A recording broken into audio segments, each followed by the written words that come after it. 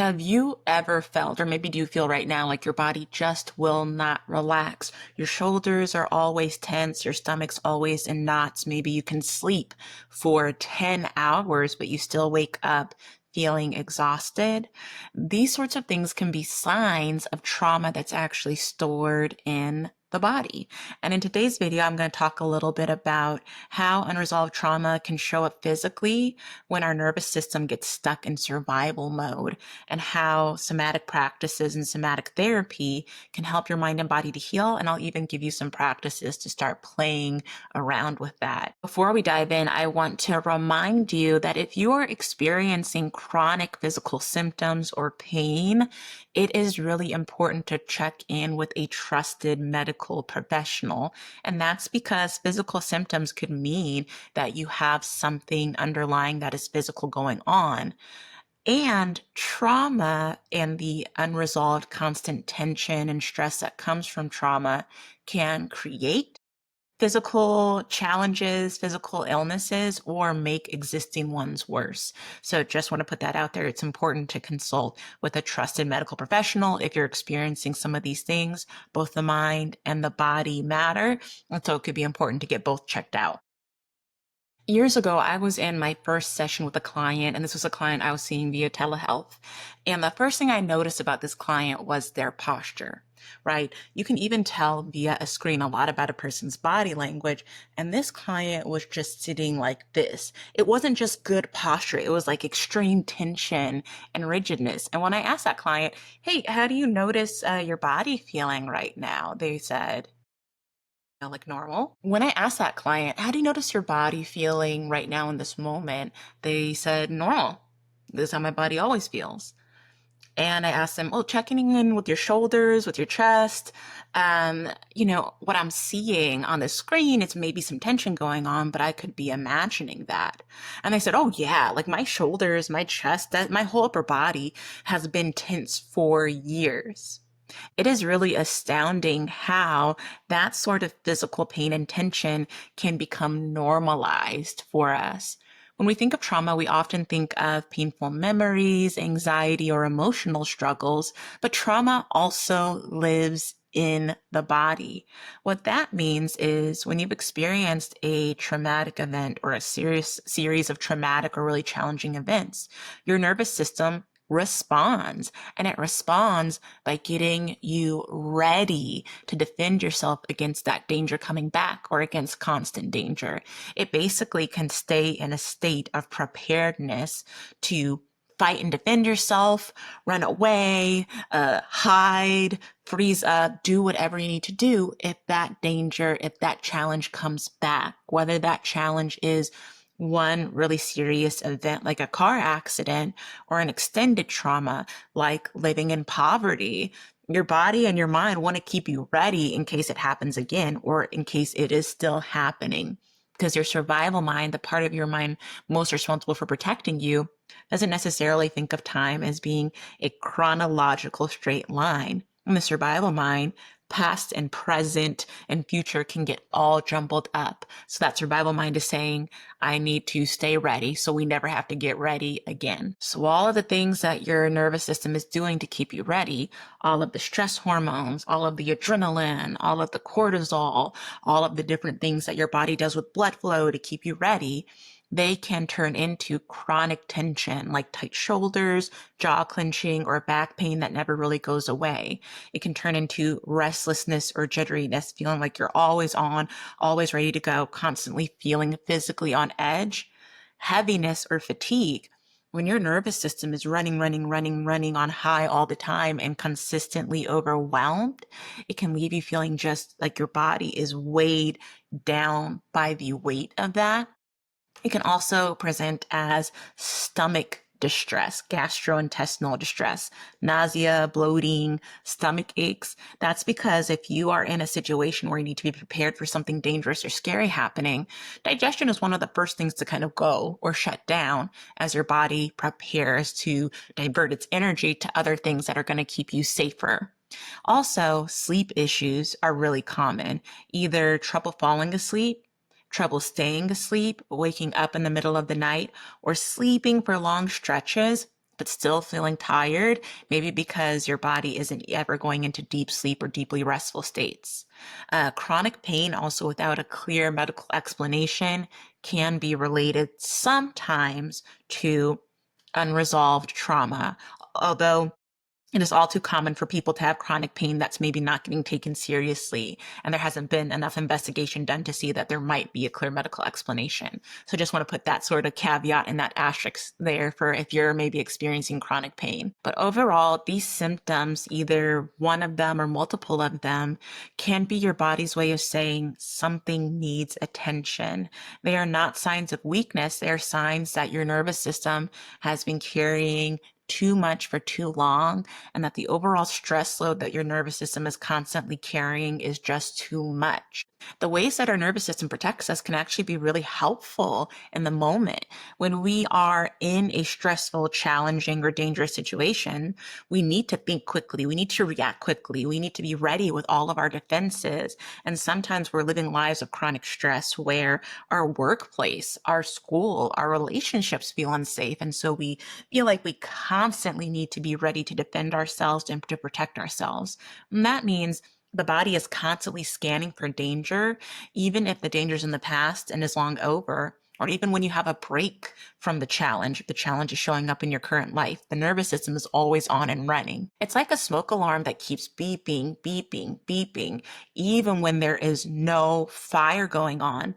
And that can really wire us to focus mostly on pain, stress, and threat while overlooking and almost not being able to see or take in any signals of safety, joy, and connection. The beautiful thing is that your nervous system is changeable, it's adaptable. And that means that in the same way it got wired to really focus on danger and threat and to be in the state of always needing to be ready for it, it can also adapt and change to be able to focus on and take in what is soothing, nurturing, and life-giving. This is where somatic therapy can come in. Somatic simply means of the body, and in therapy, we don't just talk about experiences. We do talk about experiences, but we go beyond that to also pay attention to how the body is responding to them. Together, we slow down and we notice your body's signals, and sometimes that can be as simple as tracking your breathing or tension or sensations in a safe and supportive way. Over time, this helps you to get to know and better understand and sort of befriend your nervous system. And we can also help your nervous system to center and think about what's distressing, but then shift towards well-being and practice this sort of flexibility.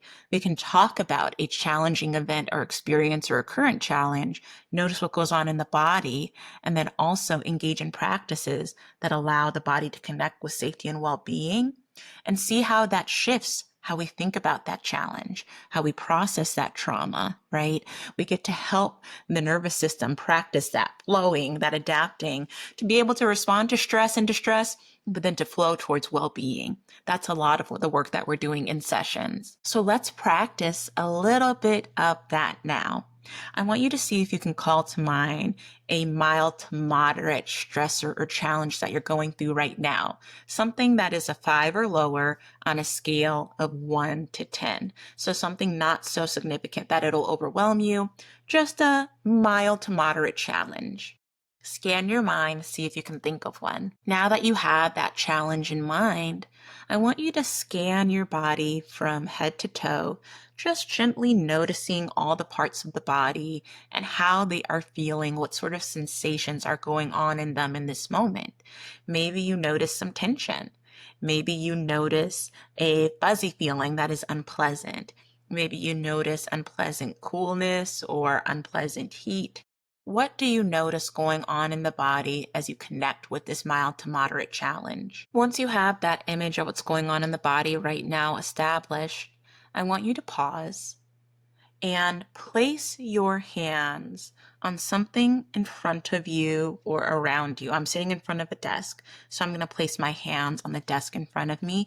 Maybe you're sitting on a chair with arms. Place your hand on the chair with arms. Maybe you don't really have anything around you, so you can place your hands right on the top of your legs. Maybe you have an object nearby that you can grab, like this spiky ball, put your hands on that. So choose something around you and place your hands on it, right?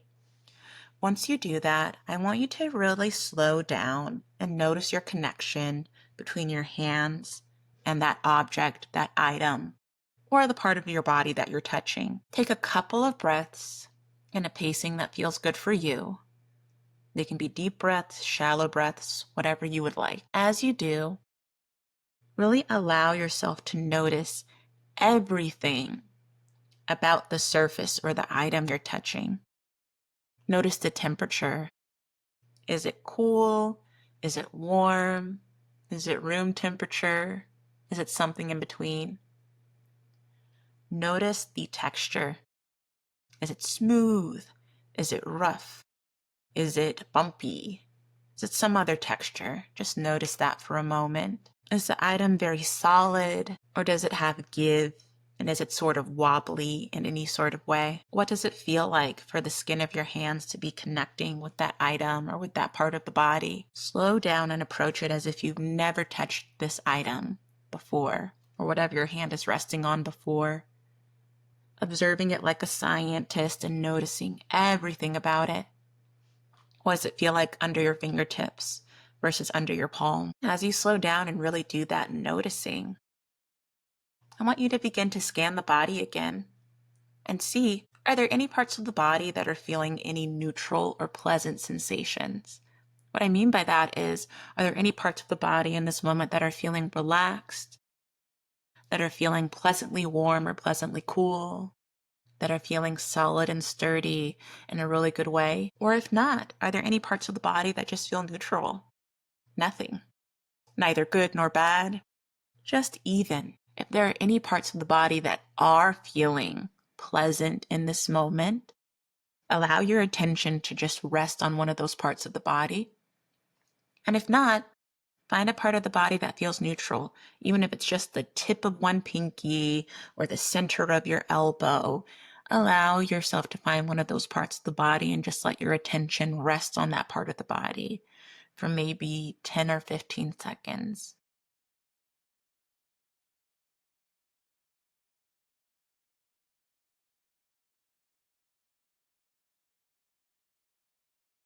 As you notice that pleasant or that neutral sensation, as you let your attention rest on it, maybe notice, does that sensation expand?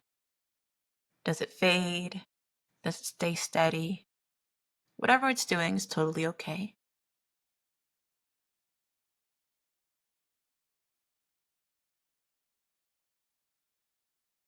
And now allow your mind to maybe briefly come back to that challenge.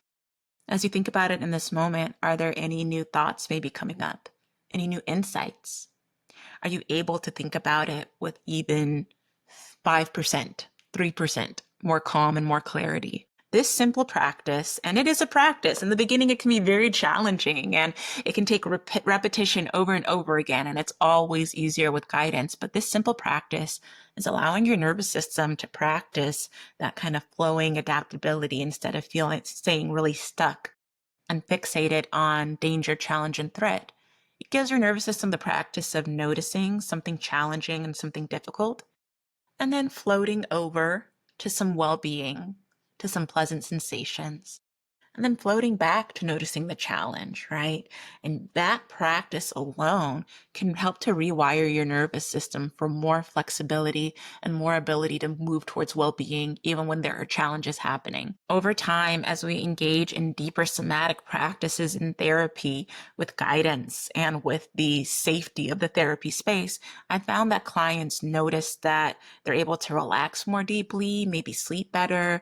They feel lighter and more calm day to day, not because the past disappears or the present challenges disappear, but because their body's no longer carrying it the same way and their nervous system is able to respond differently over time. If you recognize in yourself any of what I've shared today, please know that you're not alone and that your body's not betraying you. It's really trying to protect you the best way it knows how. And with support, healing is very possible. If you're curious about how somatic therapy could help you, I invite you to schedule a consultation with the support of a therapist, and maybe together we can explore how to help your nervous system to find more balance, more ease, and more joy.